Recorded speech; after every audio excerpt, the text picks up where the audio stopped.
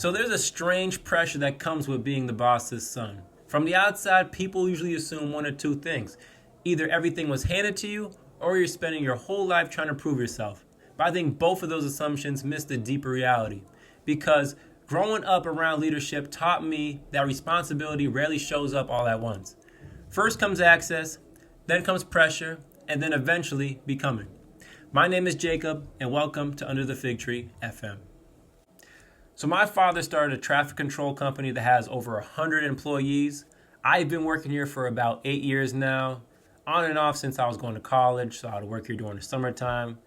Now I'm a full-time employee. I had access to the company when I was a kid, so I would witness things like big decisions that my father is making regarding the company. So I would have exposure to business basically my whole life. And being the boss's son definitely comes with its benefits. I have access to vehicles. I have access to my father, asking him questions regarding business and stuff like that. So it's an overall benefit being the boss's son. But it does not come without its frustrations. The frustrating part for me is I have respect, but at the same time, I do not have the control, which is fine at this stage in my life. But it is frustrating because obviously employees are going to respect me because I'm the boss's son for political reasons, but I do not have ultimate say when it comes to big decisions in the company because I have the ambition, I have the ideas, and I have, I think, the discipline to go through with my ideas, but I do not have the control, which is frustrating. So I kind of feel like Anakin when Mace Windu said, "You're on this council, but we do not grant you the rank of master." So that's the frustration that I feel right now, being the boss's son. But I understand where I'm at right now. I understand that I'm in a stage where I can learn. And right now, I currently do not have the pressure put on me, which we're going to talk about right now. So the pressure that my father likely feels from being the company owner is pressures of finance, work fulfillment, and the well-being of his employees. So I believe a good company owner gives his employees opportunity and growth. So if they put this much work in, hopefully they could work towards a better pay and also just to be able to put food on the table for their families. That's why I believe entrepreneurship is a commendable calling. So if you could create jobs for other people, you're helping out the economy and you're having a tremendous effect on individuals, which I believe is commendable. But as far as I go, the pressure I feel just comes from being thankful to my family for putting the time and energy into my upbringing. So my father, he put me into wrestling in a young age. So he'd bring me all over the place for these tournaments, to practices. And in the moment, I didn't appreciate it because it sucked and it was tough. But as I got older, I started appreciating it. And I'm happy the man I am today because of it. My mother, she homeschooled me for the majority of my upbringing because I was behind in school. And without her, I would still be behind. But she helped me out a lot. And they both brought me up in the church. And my faith is the most important thing to me. So I want to be a good steward of their investment in me. And there's no better way or a beautiful way of doing that than to put or express that into the family business. And I understand that most people don't have a family business, and I wish they did because it makes so much sense. You could solidify your family. It's just a beautiful thing all around.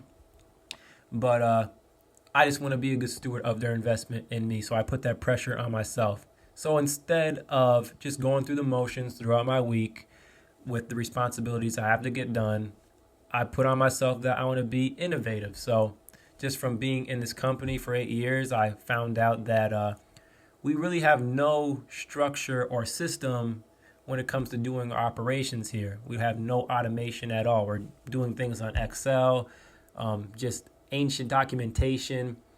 So I decided to make a software system for the company, and I know nothing about software design, but I was keen to figure it out and using AI, and I believe I designed something pretty powerful, and we're working on it right now as we speak. So instead of just doing the maintenance jobs that everybody has to do, I think if we could just put some innovation, a little time into that, it just builds up over time and you create something I think is going to be great. It's not done yet, but I think it's going to be something good.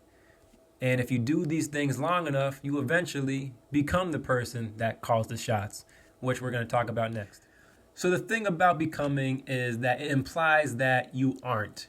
You haven't arrived yet. You're always consistently learning or becoming someone new. And that's what we have to realize, is that no matter where you are in life, you should always strive to become more. And I know it sounds cliche to say that, but it's the truth.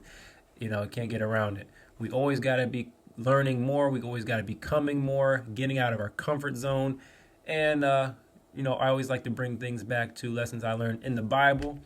And Moses, he told God, when God told him to go back to Egypt and tell Pharaoh to let my people go, he told God that I'm verbally challenged and I don't really basically feel like I'm ready to do this. So a lot of the time, God's going to call us to do things that we're not ready to do.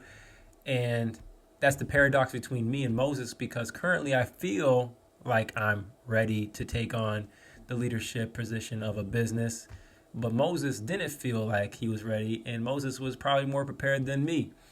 But as long as we're aligned in our faith and looking to God for wisdom, I think we're both ready for that.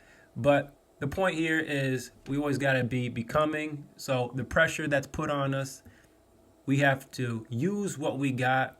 It's funny how the world works. That is, whatever we're given, if we don't exercise what we're given, we're not going to build whatever that is. So if you have small biceps and you don't work them out, it's not like you're going to get more biceps. You're going to lose the little that you had. I believe that's a verse in the Bible as well, but I just didn't memorize that one yet. But whatever you got in life, whatever it is, money, if you're not investing the little money you have, you're not going to build that up. It's not going to happen. It's not by luck. You're not going to just become richer or wealthier. So whatever you have are given, you have to exercise that in order to get more of that thing that you're exercising. So that's the principles I live by. If I want to become more, if I want to get smarter, I have to put intention into it in the little brain cells I have. If I want to get better at speaking, I have to do this YouTube thing and get better at speaking and forming my sentences.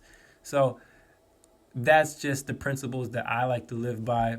I want to become more. I want more. I believe it's a desire given by God, and that's what I'm going to do. So that's my video for today. Hope you learned something. Hope you got value from this. This has been Under the Fig Tree FM. By the grace of God, do your job. Thank you. Bye-bye.